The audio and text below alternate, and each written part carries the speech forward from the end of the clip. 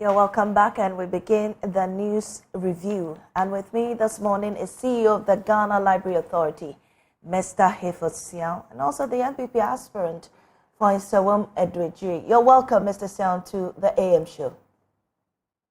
Good morning, and thanks for the invitation. And we are delighted to have you. And it's interesting that you're the CEO of the Ghana Library Board, and you want to leave the library and go to Parliament?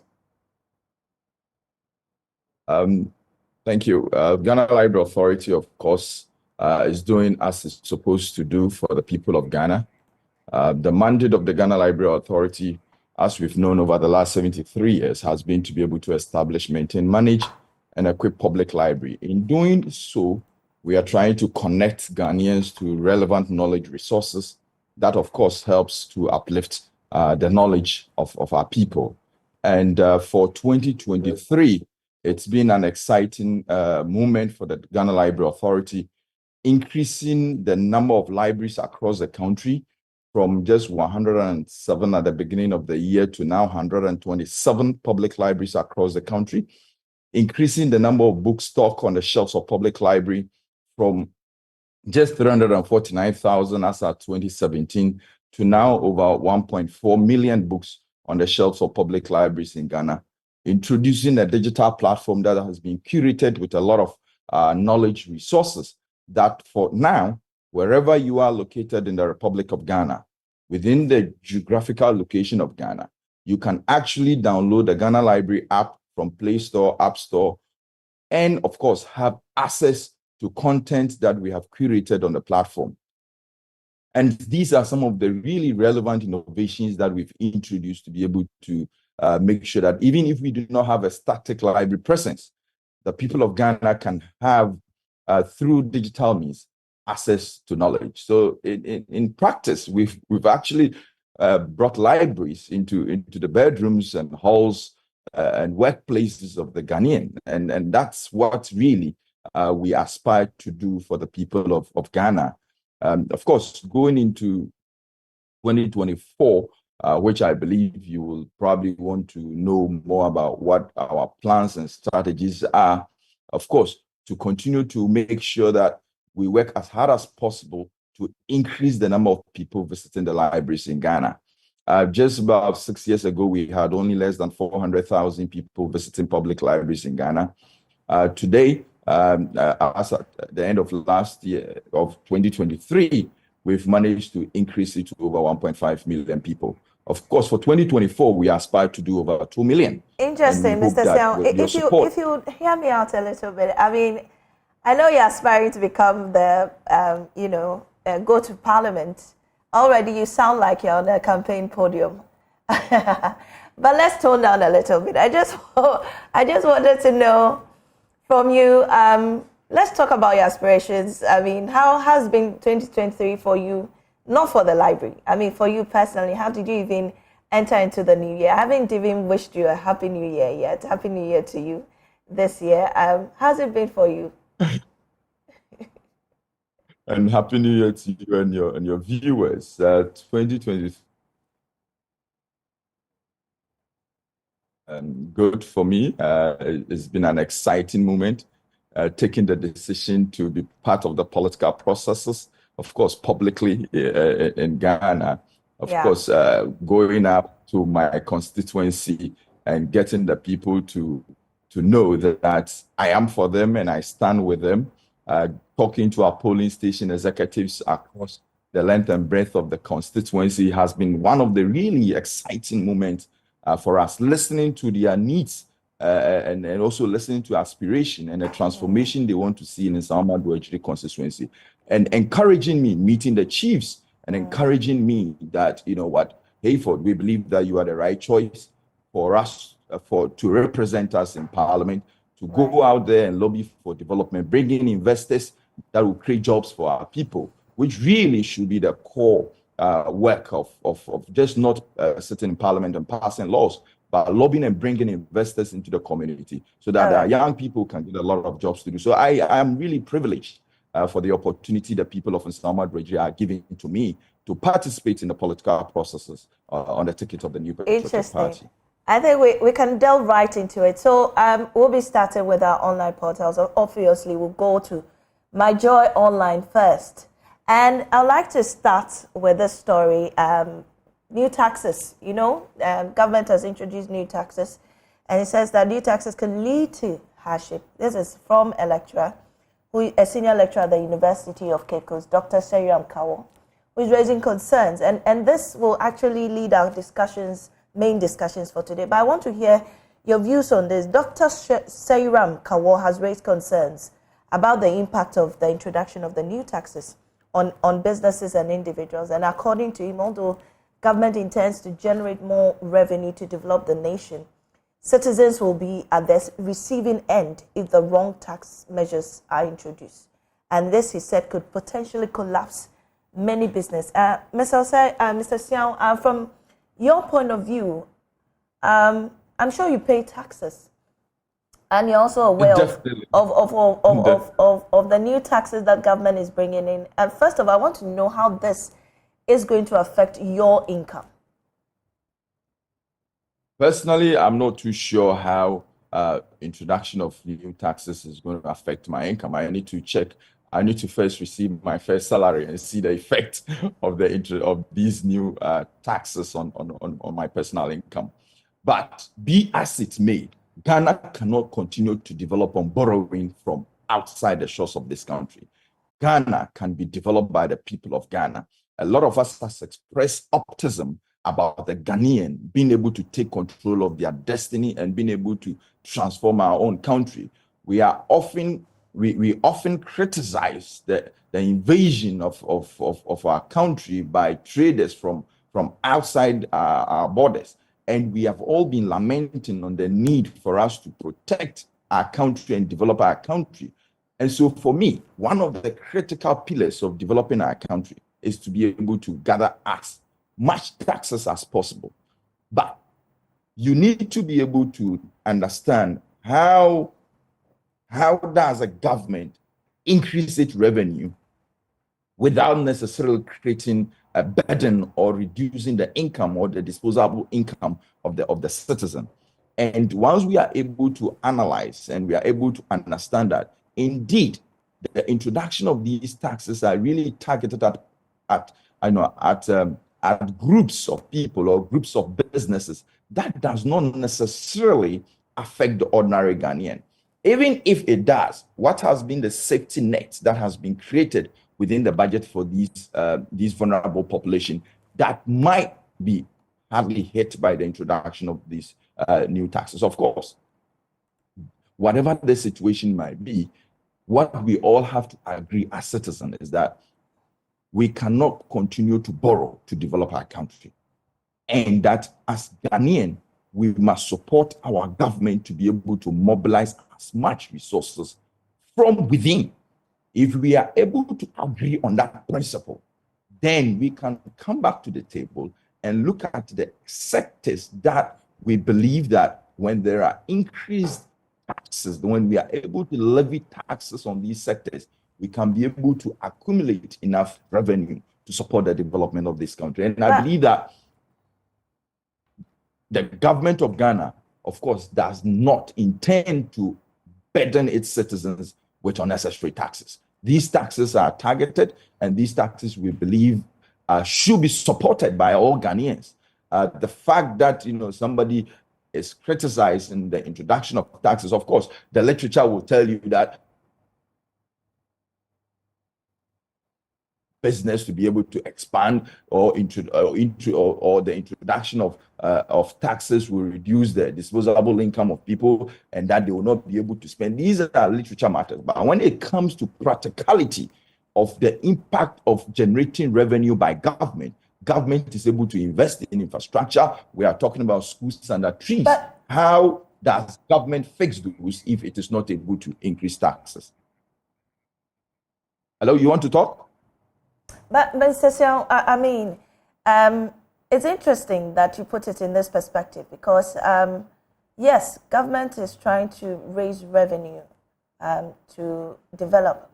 But the concern of the ordinary Ghanaian or citizen, like we've heard in the news before now, has been that the impact it has on us is very burdensome. However, it's still not going to develop or show the kind of development government has always been touting about. Don't you think that government is, pressuring the ordinary Ghanaian unnecessarily at this time, especially? I disagree with that analysis, and of course, you have to back those assertions with data. So if you are saying that the introduction of X tax will create a burden on the Ghanaian citizen, what has been the impact of previous tax regimes on citizens? Haven't we seen over the years an increase in the salary levels of people working in the public sector? Has it not been as a result of the fact that government has been able to leverage on the growing business environment and then be able to attract enough revenue by levying enough taxes on companies or corporations that are operating in Ghana? Just at the end of last year, we heard government of Ghana promising to increase the salary level of the Ghanaian. Where is government of Ghana going to be able to get the money to be able to pay the people who are working to make sure that the provision of public services and goods, proceeds and progress over the period of 2024? And so we must be able to put it in context. Unless you want to tell me that government should stop increasing salaries, because there is no way government will increase salaries if it is not able to increase revenue. If you go to the teachers of the Republic of Ghana, the soldiers, the police, the fire service, the prison service, the various companies and corporations that are really the machinery of government of the Republic of Ghana, go to them and tell them that, okay, government of Ghana is going to maintain your salary levels and that we are not going to be able to increase taxes because it will create a burden on the Ghanaian. Of course, they will be really alarmed because we all understand the situation that has engulfed this country over the last few years. We need to be able to make sure that we support wholeheartedly the government intention to be able to increase salary levels, and of course also support government to be able to raise the revenue, because you don't want to be borrowing money to pay your workers. I mean, we've heard teachers all the time talking about their allowances. I believe the teachers of Ghana are looking forward that government of Ghana will be able to pay off their arrears, will be able to pay off, all the outstanding allowances that they deserve. And of course, they also want to increase their salary levels. Government can only be able to do that if it increases taxes. And I disagree that it is going to create a burden when taxes. If government decide not to increase taxes, the logical conclusion is that government, of course, will not be able to increase salary levels. It just works together. Okay. That's one of the variables that, of course, can help government in that respect. Well, away from taxes, let's head into some of the crossover services that happened on 31st night and the prophecy some of these men of God have been saying. Interestingly, I asked myself why God waits till the 31st of December to always prophesy about Ghana, especially about the economy. But let's listen to, or let me read this story on my drawing line, saying that head pastor of Glorious Word Power Ministries International, Reverend Owusu Bempah, has predicted a total shutdown in power in 2024 and wants all the sectors in the energy sector to sit up on their jobs. He made this declaration on the Watch Night service, despite the caution by the IGP, Dr. Owusu Bempah, to men of God to avoid creating fear and panic. Also founder and leader of the Alive Chapel International, Archbishop Elisha Salifo Marco, also made his fair of prophecies. According to him, he is predicting a violent 2024 election, including a runoff and the death of 4 leaders and 4 pastors.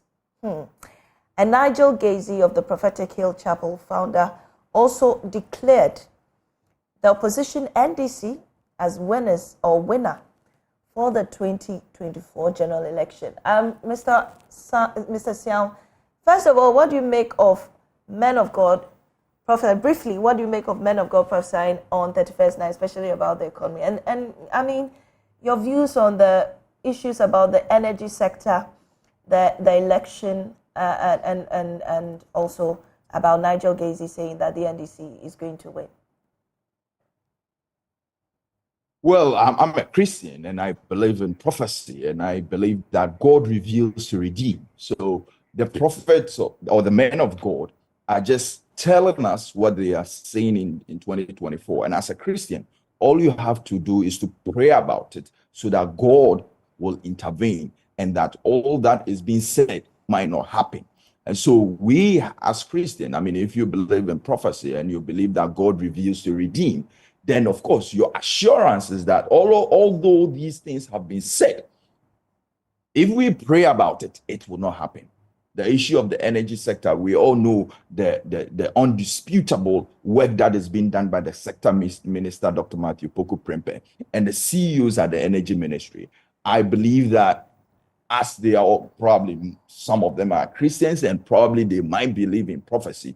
Of course, this gives them the opportunity to be able to know that these are the things, of course, they might face and that they should be able to work at preventing them. I believe that the people at the helm of affairs at the energy ministry and other agencies responsible for our power situation will work to make sure that these things do not happen. And instead, God reveals to redeem. On the issue of election, every election cycle in Ghana, these types of prophecies have always come up. Violence have always been predicted. Runoff is likely to happen in 2024. It has always been predicted. So there's really nothing new when it comes to election prophecies. And one pastor declaring that this candidate will win, another declaring that this other candidate will win, and they're giving the caveat that you need to be able to do A, B, C, D so that these does not happen. But these are Mr. normal. Sel, you know that, well, I don't see this as something that, as a prophecy, but we know that there's been challenges with the energy sector. Even late into late last year into this year, there've been reports of power outages and whatnot, and some stakeholders in the power sector threatening, doom so. So was this really a prophecy? We saw or are seeing this coming to pass. Of course, we've heard in the past of some of the power producers, threatening to shut down supplies and all of that. I mean, these are things that have been happening not only last year, it's been happening since Ghana expanded its sources of energy supply. I mean, we've always had, these power producers, threatening to shut, down production one way or the other. And so, yes, it is nothing new. But for me, somebody has made a prophecy. All we have to do is to make sure it does not happen. And as I've said, God reveals to redeem. And so whether it is prediction, whether it is prophecy, whether it is forecasting, the most important thing is that the Ghanaian want to wake up with their lights on. The Ghanaian want to wake up to go to work, making sure that a production can take place because there's enough power supply. Right. And all we need to do is to be able to encourage our sector players within the energy sector to be able to continue what they've been doing that has kept our light on. The prophecies, yes, they might come. Today is energy, tomorrow it will be education, the next it will be on defense of the country, the next moment it will be another thing. All we need to do is to be able to make sure that the right thing, the people at the helm of affairs, the people who are working within the energy sector continue to do whatever they are doing. Do you think the NDC will win in 2024?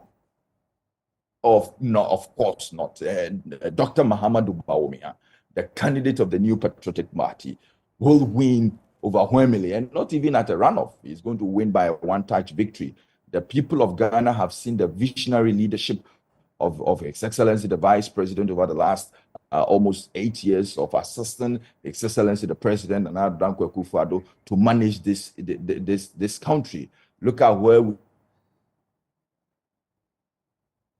where we are as a country, the infrastructure development that we've seen in the country, the unprecedented access that has been created for junior high school students across the country. Look at now the difficulty people have in getting house helps, all because His Excellency the President, with the support of Dr. Mahamudu Bawumia, has been able to increase access to secondary education.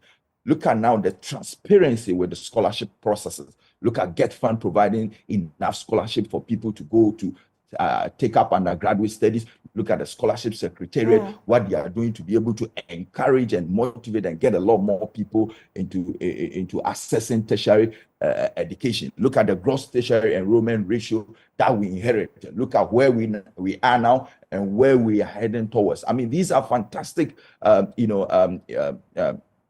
programs that have all helped in developing our country. And I believe that the people of Ghana are looking at the digital transformational leadership of Excellency, the Vice President. Now, look, you can sit at the comfort of your home, pay for your electricity bill. You can sit at the comfort of your home or read books from the Ghana Library app. Look at the fact that you can be able to transfer money from your mobile account to your bank account, to your mobile account. These are really transformational initiatives that I believe the people of Ghana are looking forward to support His Excellency the Vice President to continue doing for. Well, let's move away from that. And the National Executive Committee of the Technical University Senior Administrators Association of Ghana, TUSAC, has declared a nationwide strike effective Monday, January 8, 2024. Now, in a statement issued by the association, the industrial action is to drum home their demand for full compliance with the conditions of the rollover of the retirement date as outlined in the referred portions of their conditions of service. Now, to quote them, it says the strike action shall mean the outright cessation of all administrative and professional services, including all services of both fresh and continuing students, withdrawal of services at all units, sections, departments, faculties, centers, directorates, halls of residence, finance, ICT services, physical development, facilities maintenance services, as well as all other main and general services at the offices of the Vice Chancellor, the Pro-Vice Chancellor, the Registrar, and those are portions of their statement. What do you make of this action to be taken by TUSAC?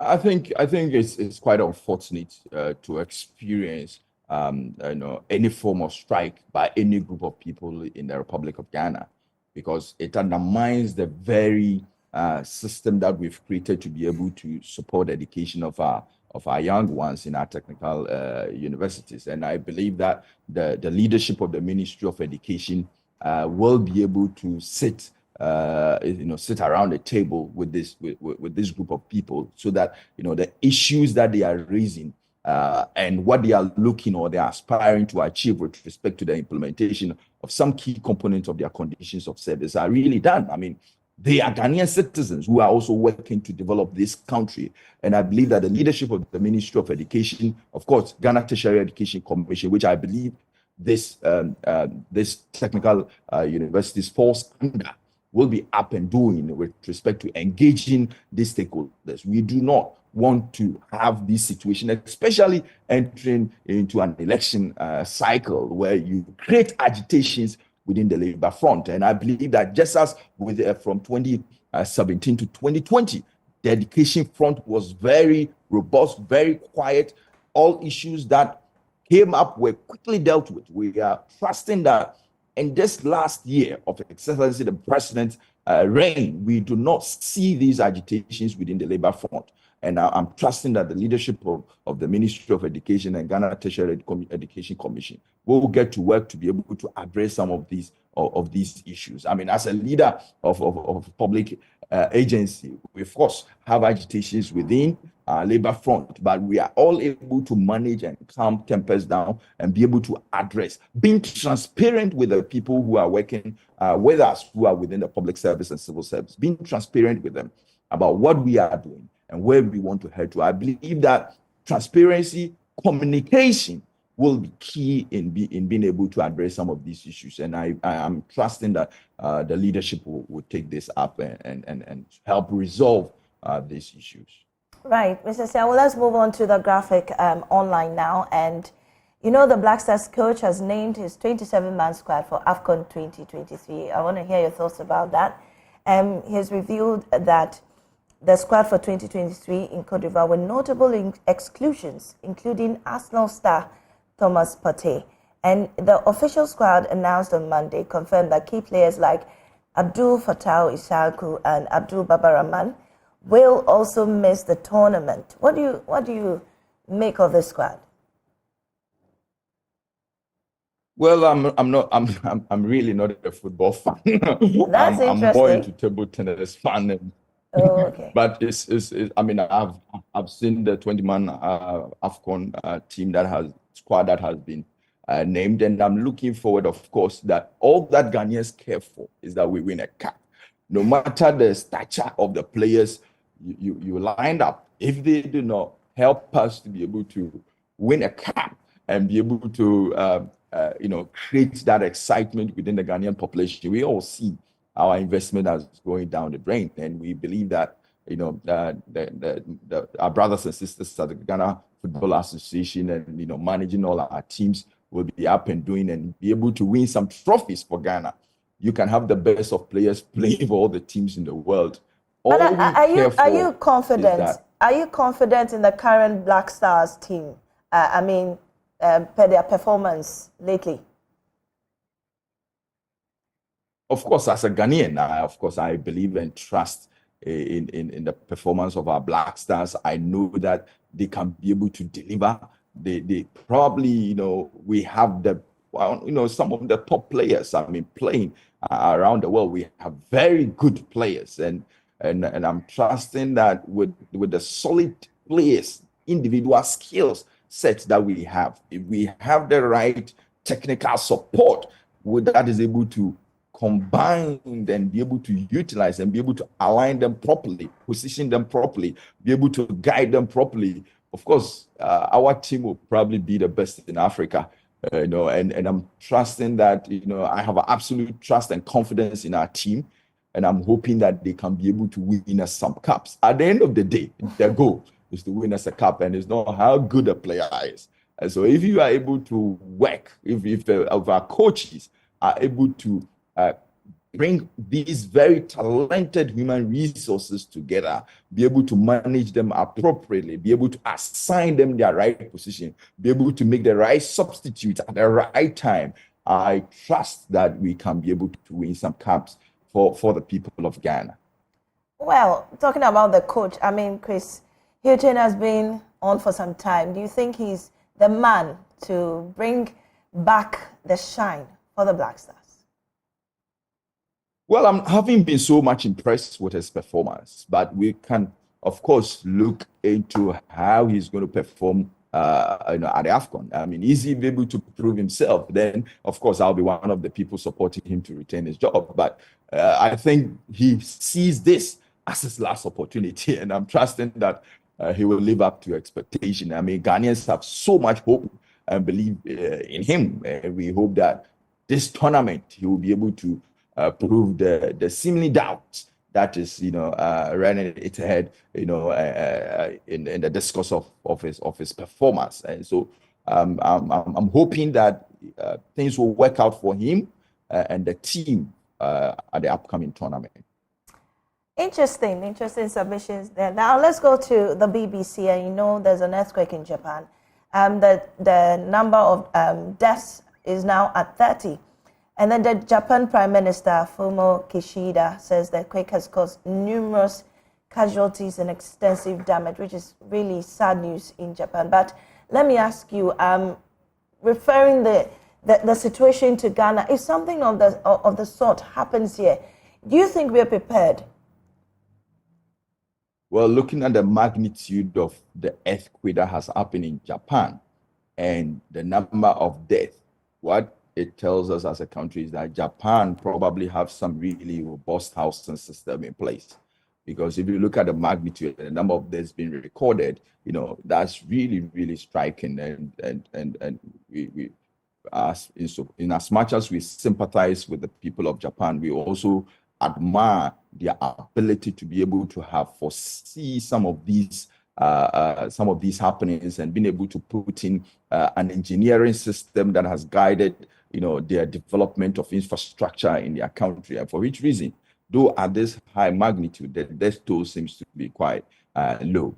Coming back home in Ghana, I think one of the key institutions or institutions that really we need to be able to strengthen its supervision on the housing system is within the municipal authorities. Our planning officers and our planning engineers who supervise, the construction and, give out permit for the construction of various structures across the country. I mean, you have seen or you've been driving stop work, produce permit.